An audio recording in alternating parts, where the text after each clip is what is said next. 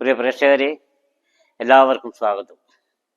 ഇന്നത്തെ വിഷയം നമ്മുടേത് ദാരിദ്ര്യത്തിൽ നിന്ന് എങ്ങനെ കരകയറാം എന്നതിനെ പറ്റിയാണ്. പഴയ ആളുകളും ജീവിതത്തിൽ ആദ്യം തൊട്ട് അവസാനം വരെ ദാരിദ്ര്യം അനുഭവിക്കുന്നവരുണ്ട്, കുറച്ചു കാലം ദാരിദ്ര്യം അനുഭവിക്കുന്നവരുണ്ട്, പിന്നെ അഷ്ടിക്ക് വകയില്ലാത്ത ഒരുപാട് ആളുകളുണ്ട്. വരുമാനം ഇല്ലാത്തതുകൊണ്ടാണ് അധികവും ആൾക്കാർക്ക് ദാരിദ്ര്യം അനുഭവിക്കേണ്ടി വരുന്നത്. അപ്പം വരുമാനം ഉണ്ടാക്കുക എങ്ങനെയാണെന്നുള്ളതാണ് കൂടുതൽ. പിന്നെ പറയാമെന്ന് വെച്ചാൽ, ദാരിദ്ര്യത്തിൽ നിന്ന് നമ്മൾ അധ്വാനിച്ചാൽ മാത്രമേ ദാരിദ്ര്യത്തിൽ നിന്ന് കരകയറാൻ സാധിക്കൂ. അധ്വാനിക്കുക എന്ന് പറഞ്ഞാൽ ബുദ്ധിപൂർവ്വം അധ്വാനിക്കണം. ചില ആളുകൾ ജന്മനാ തന്നെ ജനിക്കുമ്പോൾ തന്നെ ദരിദ്രന്മാരായിരിക്കും. ദാരിദ്ര്യം പിടിച്ച കുടുംബത്തിൽ ജനിച്ച് മറ്റാരും നോക്കുകയോ ഇല്ലാത്ത സ്ഥിതിയിൽ വരുന്ന ആളുകളുണ്ട്. മറ്റൊന്ന്, ജന്മം കൊണ്ട് തന്നെ മഹത്വം നേടി, ജന്മം കൊണ്ട് തന്നെ അതുപോലെ തന്നെ ദാരിദ്ര്യം പിടിച്ചവരുണ്ട്. അതുകൊണ്ട് വേദകാലഘട്ടത്തിൽ ജീവിച്ചിരുന്ന കോടാങ്കി മഹർഷി ദരിദ്രന്റെ ലക്ഷണത്തെ പറ്റി എന്താ പറയുന്നു. ഇപ്പോൾ ദരിദ്രന്മാർക്ക് ലക്ഷണങ്ങൾ ഉണ്ടാവും. അതാദ്യം, ശിരോപരിയിലുണ്ടാകും ഇടഞ്ചുഴിയിൽ എങ്കിലോ ദാരിദ്ര്യം കൊണ്ടവൻ നിത്യം നരയിക്കുന്നു മന്നവ. നീളം കുറഞ്ഞ പുരികം, വീതിയില്ലാത്ത ഫാലവും, തടിച്ച ചുണ്ടും ദാരിദ്ര്യമുള്ളവർക്കുള്ള ലക്ഷണം. പൊക്കം കുറഞ്ഞു കൂനുള്ള കായമുള്ളവൻ എപ്പോഴും ദാരിദ്ര്യം കൊണ്ട് ബന്ധപ്പെട്ടിടുന്നു മഹിപാലക. കാൽ വിരലിനെ പറ്റി വിരലഞ്ചിനു മഗ്ര മരുപോൽ നീണ്ടതാവുകിൽ മരിക്കും വരെയാ മത്യൻ ദരിദ്രൻ തന്നെ നിശ്ചയം. കാലിന്റെ വിരൽ 5 ഒരുപോലെ നീണ്ടതാണെങ്കിൽ അവൻ മരിക്കും വരെ ദരിദ്രനായിരിക്കും. അതുപോലെ തന്നെ തലയിലുണ്ടാകുന്ന ഇടഞ്ചുഴികളുണ്ട്, അത് പുരുഷന് മാത്രമാണ്, ഓർക്കും ദാരിദ്ര്യം ഉണ്ടാവും. ഇപ്പോൾ പിന്നെ പൊക്കം കുറഞ്ഞ് ഉള്ള ഒരു കൂനുള്ള ആളുകളുണ്ട്. പൊക്കം കുറഞ്ഞ് കൂനുള്ളതുകൊണ്ട് കുനിഞ്ഞി നടക്കുന്നവരുണ്ട്. ആ കുനിഞ്ഞി നടക്കുന്ന ആൾക്കാർ കുനിഞ്ഞി നടക്കാണ്ട് നിൽക്കണം, നീർന്ന് നടക്കാനുള്ള ഇത് വരണം. അത് ശീലിക്കണം. ആ യോഗ പഠിച്ചാൽ മാത്രമേ, പതഞ്ജലി യോഗ പഠിച്ചാൽ അതിൽ മത്സ്യാസനം, ചക്രാസനം ഇതൊക്കെ ശീലിച്ചു കഴിഞ്ഞാൽ കുനിഞ്ഞ് നടക്കുന്ന ഇല്ലാണ്ടായി പോകും. അല്ലെ പണ്ട് കാലത്തേക്ക് നടന്നു വരുന്നത് പിന്നെ നടക്കും. എപ്പോഴും ദാരിദ്ര്യമായിരിക്കും, എപ്പോഴും ദാരിദ്ര്യമുള്ള ആൾക്കാരായിരിക്കും. അപ്പോൾ അവരെന്ത് ചെയ്യണമെന്ന് വെച്ചാൽ, അവർ ഈ നീണ്ട് നിവർന്ന് നടക്കാനുള്ള ശ്രമം നടത്തണം. യോഗ കൊണ്ടാൽ സാധിക്കും, മരിച്ചാൽ പിന്നെ അതുപോലെ തന്നെ കുനിഞ്ഞു പോകും. എന്നാൽ പൊക്കമുള്ള ആൾക്കാർക്ക് ഉണ്ടല്ലോ, ഒരു 6 അടി പൊക്കലുള്ള ആൾ ചിലപ്പം കുനിച്ചിട്ട് അവർക്ക് പ്രശ്നമില്ല. ഈ നീളം കുറഞ്ഞ ആളുകൾ ഇങ്ങനെ കൂനി നടക്കുന്നത് അവർക്ക് എപ്പോഴും ദരിദ്രമായിട്ട് കണ്ടിട്ടുണ്ട്. പല ആളെയും ഞാൻ അങ്ങനെ വീക്ഷിച്ചിട്ടുണ്ട്. പിന്നെ വരുന്നത്, പരന്നിട്ടു മടിത്തട്ട് മുഴുവൻ പതിയും വിധം തടിച്ച പാദമുള്ളവർക്ക് ദാരിദ്ര്യം നീണ്ടിരുന്നിടും. ചില ആളുകൾ ഇങ്ങനെ ഇരുന്ന കാലിൻ്റെ അടി കൂടെ, ചില ആള് കാലിൻ്റെ അടി കൂടെ പാമ്പല്ലാകും, അത്ര വേർതിരിക്കും. ചില അതിൻ്റെ അടി പറ്റിക്കുണ്ടാവും, കാൽപാദങ്ങൾ ഭൂമി പറ്റി നിൽക്കുന്ന ആൾക്കാരുണ്ട്. ഇവർക്ക് വലിപ്പമുള്ള പാദങ്ങളായിരിക്കും അവർക്കും ദാരിദ്ര്യം നീണ്ടുവരും. അത് അവസാന കാലത്താണ് ജീവിതത്തിൻ്റെ. യതികർമ്മ വിവാഹത്തിൽ ഗതിമുട്ടിയ മർത്യൻ, ഇവൻ്റെ അവസാന ഭാഗത്താൽ ഒരു 10, 25, 80 വയസ്സാകുമ്പോഴേക്ക് ഇവർക്ക് തീരെ ഗതിമുട്ടിക്കുണ്ടാവും. അപ്പോൾ ഇതെല്ലാം ദരിദ്രൻ്റെ ലക്ഷണം. ഇനി നമുക്ക് ഇതിൽ നിന്ന് എങ്ങനെ രക്ഷപ്പെടാം എന്ന് നോക്കാം. ദാരിദ്ര്യത്തിൽ നമുക്ക് രക്ഷപ്പെടണമല്ലോ. അത് ദാരിദ്ര്യമുണ്ട് അല്ല ധനവാൻ്റെ കൂടി കൂടുക. ഇപ്പോൾ നാട്ടിലെ വലിയ പണക്കാരുണ്ടാവുമല്ലോ, അവരുമായിട്ട് കൃഷി ചെയ്യുക അല്ലെങ്കിൽ കച്ചവടം ചെയ്യുക, ഇങ്ങനെയൊക്കെ ചെയ്ത് കഴിഞ്ഞാൽ നിങ്ങൾക്ക് രക്ഷപ്പെടാം. പിന്നെ സാമ്പത്തിക ശൈലിയിലെടുത്ത് കല്യാണം കഴിച്ചാൽ, അതിപ്പം കല്യാണം കഴിക്കുക ഇപ്പം തന്നെ മരിച്ചാൽ തന്നെ പെൺകുട്ടികളെ കിട്ടത്തില്ല. പിന്നെ സാമ്പത്തികത്തിലെടുത്ത് കിട്ടുക എന്ന് പറഞ്ഞാൽ അതും പ്രയാസമാണ്. അതായത് ഇതിൻ്റെ സാമ്പത്തികം കൊടുക്കൂലല്ലോ, അതുകൊണ്ട് അത് പോട്ടെ. പിന്നെ ഉള്ളതെന്ന് വെച്ചാൽ ഈ പറഞ്ഞ പണക്കാരോട് കൂടുക, പിന്നെ അവർ പറയുന്നത് ചെയ്തു കൊടുക്കുക, എന്നിട്ട് അവരുമായിട്ട് കൃഷി ചെയ്യുക. അങ്ങനെ ഭാഗ്യവാന്മാരോട് കൂടിയാലും മാത്രമേ. അപ്പോൾ അത് ചിലപ്പോൾ നമ്മൾ പണക്കാരെ നമുക്ക് പണം തരുന്നത് വരില്ല ഏതായാലും. അപ്പോൾ പിന്നെ നമുക്ക് ബിസിനസ് ചെയ്യേണ്ടിരിക്കൽ ഏറ്റവും ഭാഗ്യവാനാണ് ഗുരുവായൂരപ്പൻ. ഗുരുവായൂരപ്പന് ഷെയർ അദ്ദേഹം മുലർക്കൂല, പക്ഷെ ലാഭം കിട്ടിയാൽ പകുതിയാ കൊടുക്കണം. പകുതിയെന്നില്ല, നിങ്ങൾ എത്തിയാൽ 10%, അല്ലെങ്കിൽ 4/1 അതവിടെ എത്തിച്ചു കൊടുക്കണം. ലാഭം ഉണ്ടാവും. അങ്ങനെ കൃഷി ചെയ്താലും എല്ലാത്തിനും ഗുരുവായൂരപ്പൻ ഭാഗ്യവാനാണ്. അതല്ലാതെ മറ്റ് മറ്റു മാർഗങ്ങളൊന്നുമില്ല. പിന്നെന്ന് വെച്ചാൽ ഇതെല്ലാം എന്താ ഈ അർത്ഥം എന്ന് പറഞ്ഞാൽ ഈ പണക്കാരോട് കൂടിയിട്ട് എങ്ങനെയാ നമുക്ക് നന്നാവാന്ന് വെച്ചാൽ പണ്ട് കവിവാടിയ പോലെ മുല്ലപ്പൂമ്പൊടി ഏറ്റുകിടക്കും കല്ലിലുമുണ്ടൊരു സൗരഭ്യം. അപ്പോൾ പണക്കാരോട് കൂടി നമുക്കൊരു അതിൻ്റെ ഒരു ഗുണം നമുക്ക് കിട്ടും. ചിലപ്പോൾ മറ്റേ ഇതൊന്നും അല്ലെങ്കിൽ കച്ചവടത്തിന് മറ്റേ കൃഷിക്കൊന്നും അയാൾ ഷെയർ ഉണ്ട്, അയാൾക്ക് ജോലി ചെയ്ത് കൊടുക്കുക, അയാളെ കൂടെ കൂടുക, അതിൻ്റെ അയാളുടെ കാര്യങ്ങളിൽ നോക്കി നടത്തുക. എന്നാൽ നമുക്കൊരു പ്രയാസം പറ്റുമ്പോൾ എന്ത് ചെയ്യും, അയാൾക്ക് നോക്കാണ്ട് പറ്റൂല. അതുപോലെ എന്തെങ്കിലും ജോലി തരുമോയെന്ന് ചോദിക്കുക പോയിട്ട്. എന്നാലാണ്ടൊക്കെ ഈ ദാരിദ്ര്യത്തിൻ്റെ ഒരു കഷ്ടപ്പാട് തീരുവാൻ പോകുന്നില്ല. മറ്റേ ഇതിനൊരു വിദ്യയില്ല. ലോട്ടറി എടുത്താൽ പോലും കിട്ടൂല ദരിദ്രന്.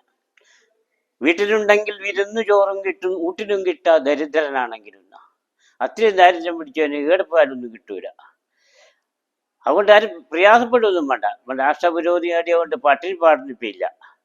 പിന്നെ ജോലി ചെയ്യുക, ജോലി ബുദ്ധിപൂർവ്വം ചെയ്യണമെന്നാ. ഒരു ജോലി ചെയ്തുകൊണ്ടിരിക്കുക അതിനേക്കാളും വലിയ ജോലി കിട്ടുമോ എന്നുള്ളത് ശ്രദ്ധിക്കണം. എന്നിട്ട് അതിനെപ്പറ്റി അതിൽ പഠിക്കാൻ ശ്രമിക്കുക. എന്നാലല്ലാണ്ട് ഈ ദാരിദ്ര്യം തീരില്ല. അതുപോലെ തന്നെ പുരികൻ തിലകം ചാർത്തുന്ന നേരെ 2 പുരികത്തിന് നടുക്ക് കറുത്ത കുത്തുവരുന്നവർക്കും കയ്യിലൊരു പൈസ ഉണ്ടാവില്ല, തികയില്ല. അതായത് ഈ തിലകം ചാർത്തുന്ന നേരെ ചോട്ടില് ഇവിടെ അവിടെ കറുത്ത കുത്തി ചില പുരുഷന്മാർക്കാണ്. അവർക്കും ദാരിദ്ര്യമാക്കിയപ്പോൾ ഒരു കയ്യിൽ ഇപ്പോൾ പൈസ നിൽക്കുകയില്ല. ഇതിൽ മനുഷ്യനൊരു ജന്മനാളുടെ ഒരു ഇതുണ്ട്. ഞാൻ നേരത്തെ പറഞ്ഞല്ലോ, കീരിക്കണ്ണും മൽക്കണ്ണും വരിച്ചിട്ടുള്ള പുരുഷവൻ വാരിക്കൂട്ടും ജനം മക്കൾ ധാരാളിക്കുമൊക്കെ. അത് എത്രയോ കണ്ടതാണ്. ഈ കീരിക്കണ്ണിലും മൈക്കണ്ണും ധാരാളം സമ്പാദിക്കും. അതുപോലെ തന്നെ ഈ ദാരിദ്ര്യം പിടിച്ചവൻ്റെ ഇത്തരം സ്വഭാവങ്ങളും അതുപോലെ തന്നെ എന്തെങ്കിലും കിട്ടിയാൽ അത് ഉള്ള പൈസക്ക് മദ്യപിക്കൂ, അല്ലെങ്കിൽ അങ്ങ് നഷ്ടപ്പെട്ടി കളയും പൈസ. മറ്റേ ഇവൻ്റെ കയ്യിൽ പൈസ ഒരിക്കലും നിൽക്കൂല. പൈസ വെക്കാതെ 10-ന് 15-ൻ്റെ ചിലവായിരിക്കും. 10 രൂപ കൈ കിട്ടുമ്പം വേറെ വീട്ടിൽ ചിലവും കഴിച്ചെന്നുണ്ടെങ്കിൽ അപ്പോഴേക്കാർക്ക് രോഗം വരും. ഇങ്ങനെയുള്ള ആളുകളാണ് ഇത് പണക്കാരൻ്റെ കൂടെ കൂടുക, അവൻ്റെ കാര്യങ്ങൾ നോക്കി നടത്തുക. അപ്പോൾ അയാൾക്ക് നിങ്ങളെ കൈവിടാൻ സാധിക്കില്ല. നിങ്ങളെ കാര്യങ്ങളെല്ലാം അയാളെ പിന്നെ അതിനോട് കൃഷിക്കും ഇടക്കിടക്ക് കുറേ കാലം നമ്മൾ വിശ്വാസം പിടിച്ചു പറ്റണം. മറ്റേ ഈ ദാരിദ്ര്യം തീരുവാനുള്ള മറ്റൊരു മാർഗവും കാണുന്നില്ല. പിന്നെ ഗവൺമെൻറ് ജോലിയും മറ്റുള്ള കിട്ടുമെങ്കിൽ ഏറ്റവും നല്ല. അവർക്ക് ദാരിദ്ര്യം ഉണ്ടെങ്കിൽ കുറച്ചെല്ലാം അവർക്ക് പ്രയാസങ്ങളിലാണ് തീരും. പിന്നെ നമുക്ക് വേണ്ടത് മക്കളെ കൊണ്ട് ഭാഗ്യമുള്ളൊരു ശരിയാളുണ്ട്. മക്കൾ നല്ല പഠിച്ച് ഉഷാറായിട്ട് ഇത്ര ദരിദ്രം അല്ലെങ്കിലോ കഷ്ടപ്പെട്ട് മക്കളെല്ലാം പഠിപ്പിച്ച് നല്ല കുടുംബം നോക്കി. ഇവർ മദ്യപിക്കുകയൊന്നും ചെയ്യില്ല. അത്ര ആൾക്കാർക്കാണ്. ഈ മദ്യപാനിയൊക്കെ ഇതൊന്നും ബാധകട്ടോ. മദ്യപാനികൾക്ക് ദാരിദ്ര്യത്തിൽ നിന്ന് നേരെ പണക്കാർക്ക് മദ്യപിക്കുന്നില്ല. എന്നാലും പാവപ്പെട്ടവരുടെ പൈസ മദ്യപിച്ച് കയറുന്നതായിരുന്നു ഒന്നും കരകയറില്ല. അതുപോലെ തന്നെ മക്കളും മോശമാവുക. പിന്നെ എന്താ ദാരിദ്ര്യത്തിൽ നിന്ന് നമുക്ക് രക്ഷപ്പെടുവാനുള്ള വഴികൾ എന്ന് പറഞ്ഞാൽ ദൈവികമായ സഹായം തന്നെയാണ്. വേറെ ദൈവികമായ സഹായം മാത്രമേ പിന്നെ കണ്ട് നമ്മുടെ കാര്യങ്ങൾ നടത്തുക. അതായത് ശിവക്ഷേത്രത്തിൽ പോവുക, ഓരോ മാസവും കൂവളമാല, ജലധാര, പിൻവിളക്ക് ഇത് ശിവക്ഷേത്രത്തിൽ കഴിപ്പിക്കുക. അവന് ഭഗവാൻ തൊഴുക. അതുപോലെ ഒരു ക്ഷേത്രത്തിൽ പോകുന്ന വെച്ചാൽ അടുത്ത പ്രസന്ന പൂജ കഴിഞ്ഞ പാട് പോകുന്നതിന് കൂടുതൽ ഗുണം കിട്ടും. ദൈവം പ്രസാദിച്ചിരിക്കുക ഏറ്റവും കൂടുതൽ പ്രസന്ന പൂജ കഴിഞ്ഞ പാടാണ്. അത് ചിലപ്പം 10-11 മണിയെല്ലാം ചില ഇടത്തിൽ. ചില ക്ഷേത്രങ്ങളിൽ 12 ഉച്ച പൂജ വരെ വരും. അത് പ്രസന്ന പൂജക്ക് എത്തിപ്പെടുവാൻ സാധിക്കുമെങ്കിൽ ഏറ്റവും നല്ലതാണ്. പിന്നെ മുസ്ലിങ്ങളെ സംബന്ധിച്ചോളം പറഞ്ഞ പോലെ രാവിലത്തെ നിസ്കാരം, അതിരാവിലെ സുബൈ നിസ്കാരം എന്ന് പറയും. അതിൽ എല്ലാ ദിവസവും മുടങ്ങാതെ നിസ്കരിച്ച് കഴിഞ്ഞാൽ ആ പ്രാർത്ഥനയിൽ എൻ്റെ കാര്യങ്ങൾ പിന്നെ ആ ദൈവത്തോട് പറഞ്ഞാൽ ഇവർക്ക് ദൈവം അതിൻ്റെ ഒരു അനുഗ്രഹം കൊടുക്കും. അങ്ങനെ ദാരിദ്ര്യം മാറും. മറ്റൊരു വയ്യും ദാരിദ്ര്യനായി ജയിച്ചതിനെ കൊണ്ട് ഒന്നും കിട്ടുകയില്ല. നമുക്ക് എന്താ ഏടെയും ബഹുമാനം ഉണ്ടാവില്ല. പണമുള്ളവനെ ആരും കാണും, എല്ലാത്തിനും ആരും കാണുന്നില്ല. ഞാൻ പറഞ്ഞില്ല, വീട്ടിലുണ്ടെങ്കിൽ വിരുന്ന് ചോറും കിട്ടും, വീട്ടിലും കിട്ടാതെ ദരിദ്രനാണെങ്കിലും ദാരിദ്ര്യം പിടിച്ചു ചെല്ലുമ്പോഴേക്കെല്ലാം തീർത്തിട്ടുണ്ടാവും. എല്ലാവരും കുറേ കഴിഞ്ഞിട്ടിരിക്കാതെ വിചാരിക്കും. ഇന്നത്തെ കാലം അതൊന്നും ഇല്ല കേട്ടോ. ഇന്നത്തെ കാലം ഇപ്പോൾ റെഡിമെയ്ഡുള്ള ഭക്ഷണമല്ലേ, എല്ലാ ഭക്ഷണം കഴിക്കുക. പണ്ട് കാലത്ത് അങ്ങനെയല്ല. കുറച്ച് ആൾക്കാരിൽ ഇരുന്നിട്ട് പിന്നെ അവസാനമാണ് ഇടവേളക്കാരിൽ ഇരിക്കുക. അത് ഈ കാലഘട്ടത്തിൽ അതില്ല. അതുകൊണ്ട് വീട്ടിൽ കല്യാണപ്പുരയെല്ലാം ഭക്ഷണം കിട്ടും. പക്ഷേ ഒരിക്കലും പൈസ തികയാത്തൊരു കാലമുണ്ട്. ചില ആൾക്കാർക്ക് എത്തിയാലും തികയില്ല. ചിലപ്പോൾ ഇന്ന് 500 റുപ്യേൻ്റെ വൈകുന്നേരം നമുക്ക് അത് തീരും. അല്ല 1000 1000 ഒരു തീർന്നിട്ടുണ്ടാവും. എങ്ങനെയാ തീർന്നവരോട് ചോദിക്കണ്ട. ഇവർ കുറേശ്ശെ സ്വരൂപിച്ച് വെക്കണം പൈസ. പിന്നെ വെച്ചാൽ തൻ്റെ രണ്ടൊഴിച്ച് മാത്രമേ ദൈവം പണം കൊടുക്കും. നല്ല തൻ്റെ ഇടം വേണം. തൻ്റെ ഇല്ലാത്ത വേണ്ടി പൈസ കൊടുത്താൽ വേറെ ആക്കി കൊടുക്കും. ഈ ശിവനെ പ്രാർത്ഥിച്ചാലുള്ള ഗുണം എന്താന്ന് വെച്ചാൽ ഈ ശിവൻ പെട്ടെന്ന് പ്രസാദിക്കുന്ന ദേവനാണ്. ഏറ്റവും പെട്ടെന്ന് പ്രസാദിക്കുന്നത് ശിവനാണ്. ശിവനോട് നിങ്ങൾ കുറേ കാലം ഇങ്ങനെ ശിവക്ഷേത്രത്തിൽ പോവുക, പ്രാർത്ഥിക്കുക ഒക്കെ ചെയ്ത് വചനം ചെയ്യുക. വചനം ചെയ്യാൻ ആത്മശക്തി നേടുക എന്നുള്ളതാണ്. ആത്മശക്തി നേടിയാൽ പിന്നെ ഭൗതിക സമ്പത്ത് താനേ വന്നോളൂ. ആത്മീയ സമ്പത്ത് നേടിയാൽ ഭൗതിക സമ്പത്ത് തനിയെ വരുന്ന മഹാമനോർ APJ അബ്ദുൽ കലാം വരെ പറഞ്ഞിട്ടുള്ളത്. ആത്മീയ സമ്പത്ത് നേടുകൾ എന്നാൽ ഭൗതിക സമ്പത്ത് തനിയെ വന്നോളൂ. പണ്ട് പറഞ്ഞ റോഡ് പോയാൽ പാലം അതിലൂടെ അങ്ങ് വരും എന്ന് പറയും മന്ത്രിമാറിലോ ചില സ്ഥലത്ത്. പാലം പാടെന്ന് പറയുമ്പോൾ നിങ്ങൾ റോഡ് വീതിയാക്കുക എന്നാൽ പാലായി. അതുപോലെയാ ആത്മീയ സമ്പത്ത് നേടിയാൽ ഭൗതിക സമ്പത്ത് വന്നോളൂ. അത് നേടുവാൻ വേണ്ടി ക്ഷേത്രത്തിൽ പോകാൻ പറയുന്നത്. ചിലക്കത് ജന്മനാലേ ഉണ്ടാവും കേട്ടോ, നല്ല ആത്മീയ ശക്തിയിലും ഉണ്ടാവും. എല്ലാത്തിനും പണം കൊടുത്താൽ മറ്റുള്ളവരും ഭാഗ്യം കൊണ്ടുപോകുന്നത് ഭീഷണിപ്പെടുത്തിയിട്ട്. അതാണ് ധൈര്യമുള്ളതിൻ്റെ അടുത്താണ് പണം കൊടുക്കും. ശിവനെ നമ്മൾ പ്രാർത്ഥിച്ചു കഴിഞ്ഞാൽ ശിവൻ അന്നേരം തന്നെ മഹാലക്ഷ്മിയോട് പറയും, അല്ല എൻ്റെ ഒരു ഭക്തനാണ്, വല്ല കഷ്ടപ്പാട് എന്താ കൊടുക്കണം. മഹാലക്ഷ്മി കുബേരനോട് പറയും. കുബേരനാണല്ലോ ഇവരൊക്കെ ധനസൂക്ഷിപ്പുകാരെ. കുബേരൻ ഭൂമിയിലേക്ക് ഒന്ന് നോക്കും, ഏതിലാണ് ഇവന് എക്സ്പീരിയൻസ് കൂടുതൽ, ആ ഭാഗത്തേക്ക് തിരിക്കും. കൃഷിയിലാണോ, അല്ലെ ലോട്ടറി വിൽക്കലിലാണോ, അല്ലെങ്കിൽ ചായ കച്ചവടത്തിലാണോ, അല്ലെ ഏതെങ്കിലും ഒരു ബിസിനസ്സിൽ ഏതാണ് ഇവന് എക്സ്പീരിയൻസ് എന്ന് നോക്കൂ. ആ ഭാഗത്തേക്ക് അതിലവന് കുറച്ചൊക്കെ ധനം ഉണ്ടാക്കി കൊടുക്കും. ഇതെന്ന് വെച്ചാൽ കോടീശ്വരനാവും എന്നല്ല പറഞ്ഞുകൊണ്ടിരുന്നു. കോടീശ്വരനാവും എന്നല്ല, എന്നാൽ ദാരിദ്ര്യത്തിൽ നിന്ന് കുറച്ചൊക്കെ നമ്മൾ ആവശ്യത്തിന് പൈസയും കാര്യവും എല്ലാം കിട്ടാൻ സാധ്യതയുണ്ട്. പിന്നെ ശിവനെ പ്രാർത്ഥിച്ചാൽ കുറച്ചു കാലത്തേക്കാണ് ഉണ്ടാവുക. പിന്നെ നിരന്തരം പ്രാർത്ഥിക്കണം. നിങ്ങൾ ഈ പറഞ്ഞ കൂവളമാല, പിൻവിളക്ക്, അതുപോലെ തന്നെ പുഷ്പാഞ്ജലിയും ഒക്കെ കഴിച്ചാൽ ധാര ഏറ്റവും നല്ല ശിവന് ജലധാര. പിന്നെ മഹാവിഷ്ണുവിന് പാൽപ്പാസം കഴിക്കുക. മഹാവിഷ്ണുവിൻ്റെ മഹാലക്ഷ്മിൻ്റെ അനുഗ്രഹം കിട്ടിയാൽ പിന്നെ ഒരിക്കലും വെറുതെ നഷ്ടപ്പെടില്ല. അത് വളരെ പ്രയാസമായി കിട്ടുക. അത്രയധികം പ്രാർത്ഥിക്കണം. പെട്ടെന്ന് കിട്ടുന്നതാണ് ദാരിദ്ര്യം കുറച്ച് തീരെയുള്ള ശിവനെ പ്രാർത്ഥിക്കുക. ഞാൻ പറഞ്ഞത് ഇതൊരു അനുഭവത്തിലുള്ളതാണ്. എത്രയോ അനുഭവമാണ്. ഞാൻ എത്രയോ പട്ടിണി എടുത്തിട്ടുണ്ട്. അന്നേരമാണ് ഈ രേഖാശാസ്ത്രവും ജ്യോതിഷമൊക്കെ പഠിച്ചത്. ദൈവം നമ്മളെ ഒരു സ്ഥലത്ത് എത്തിക്കണ്ടെങ്കിൽ അതൊക്കെ ചെയ്യും. വളരെ കഷ്ടപ്പെടേണ്ടി വരും. ഉന്നത സ്ഥാനത്ത് എത്തിക്കണ്ടി തന്നെ എല്ലാ പിന്നെ കഷ്ടപ്പാട് കഴിച്ചാൽ കിട്ടൂ. വെറുതെ പെട്ടെന്ന് അത് പിന്നെ സമ്പന്നന്മാരുടെ കുടുംബത്തിൽ ജനിച്ചവർക്ക് മാത്രമല്ല സാധിക്കൂ.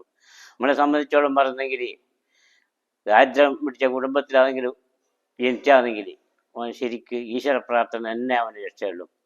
ദൈവികമായ പ്രാർത്ഥന ദൈവം കേൾക്കും. പിന്നെ നിങ്ങൾ ചോദിക്കൂ, ആളുടെ തന്നെ ദരിദ്രനായിട്ട് ജനിച്ച് പിന്നെ ഇങ്ങനെ അവൻ രക്ഷപ്പെടുന്നു. അവൻ്റെ മക്കൾ രക്ഷപ്പെടാലോ, നല്ല മക്കളായിട്ട് ബാക്കിയുള്ള മക്കളായിട്ട് ജനിക്കാലോ. നിങ്ങൾ നല്ല സ്വഭാവത്തോട്, അതുപോലെ തന്നെ വാക്കുകൾ കള്ളത്തരം ഒരിക്കലും പറയാൻ പാടില്ല. എപ്പോഴും സത്യം മാത്രമേ പറയാൻ പാടുള്ളൂ. സത്യം പറഞ്ഞിടത്ത് എടുത്തിന് മൗനം പാലിക്കുക. അപ്പോൾ കണ്ട സത്യം തന്നെ വിളിച്ചു തരണമെന്നില്ല. നമ്മളൊരു സത്യം കണ്ട അത് എല്ലാവരോടും വിളിച്ചു തരണമെന്നില്ല. എന്നാൽ പറയുന്ന നേരത്ത് നമ്മൾ സത്യാവസ്ഥ പറയാം. കള്ളത്തരം പറയാൻ പാടില്ല. അതുപോലെ മദ്യപിക്കാൻ പാടില്ല. മദ്യപാനിയൊക്കെ ഒന്നും കൊടുക്കൂല. അതാണ് ദാരിദ്ര്യത്തിലായാലേ. പണക്കാരന് മദ്യപിച്ചാലും ഇല്ല, എന്ത് ചെയ്താലും ഇല്ല. അവൻ ആദ്യം ജന്മനാളുള്ളതൊക്കെ. ഇതൊക്കെ ചെയ്ത് കഴിഞ്ഞാൽ നമുക്ക് ദാരിദ്ര്യത്തിൽ നിന്ന് കുറച്ചൊക്കെ നമുക്ക് മെച്ചപ്പെടുവാൻ സാധിക്കും. പിന്നെ മറ്റ് കാര്യങ്ങളെ പറ്റി എത്ര അവസാനം ഭഗവത്ഗീത തന്നെ പറയുന്നുണ്ട്. ഈ കൃഷ്ണൻ ആർക്കാണ് വിജയം ഉണ്ടാകുന്നതെന്ന് വെച്ചാൽ ഭഗവത്ഗീതയുടെ അവസാനം പറയുന്നുണ്ട്, എത്രയോ ഈശ്വര കൃഷ്ണ എത്ര പാർത്തോ ധനുർധര തത്രസീർ വിജയോ തുതി ധ്രുവിർ നിജർ മുതിർമമ. എവിടെ ബുദ്ധിമാനായ കൃഷ്ണനും തൻ്റെ അർജുനുണ്ടോ അവിടെ വിജയം ഉണ്ടാവും. അതുപോലെ എത്ര തിരിച്ചാലും നിങ്ങൾക്ക് ഈ രണ്ട് കാര്യങ്ങൾ നിങ്ങളെത്തുണ്ടെങ്കിൽ, ബുദ്ധിയും ധൈര്യവും നിങ്ങളെത്തുണ്ടെങ്കിൽ നിങ്ങളെത്തും എല്ലാം വന്നുകൊണ്ടിരിക്കും. ഏത് ലക്ഷണത്തിൻ്റെയും കാര്യം അതാ. ലക്ഷണത്തിൻ്റെ എല്ലാം രക്ഷപ്പെടുവാൻ സാധിക്കും പ്രാർത്ഥന കൊണ്ട്. അതുകൊണ്ട് എല്ലാവരും പ്രാർത്ഥിക്കുക.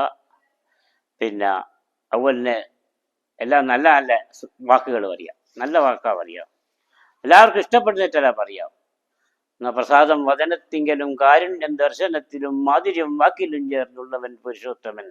അതുപോലെ എവിടെ നിങ്ങളെ കൈ കൊണ്ട് സഹായിക്കുക സഹായിക്കുക. അപ്പോൾ പലസ്തിരിച്ചിക്കാതെ കർമ്മം ചെയ്യണം ദരിദ്രൻ. അപ്പൊ അത് ഭൂഷ ചിന്താഗതി ഒന്നും പറയണ്ട, പലസ്തിരിച്ചിക്കറ്.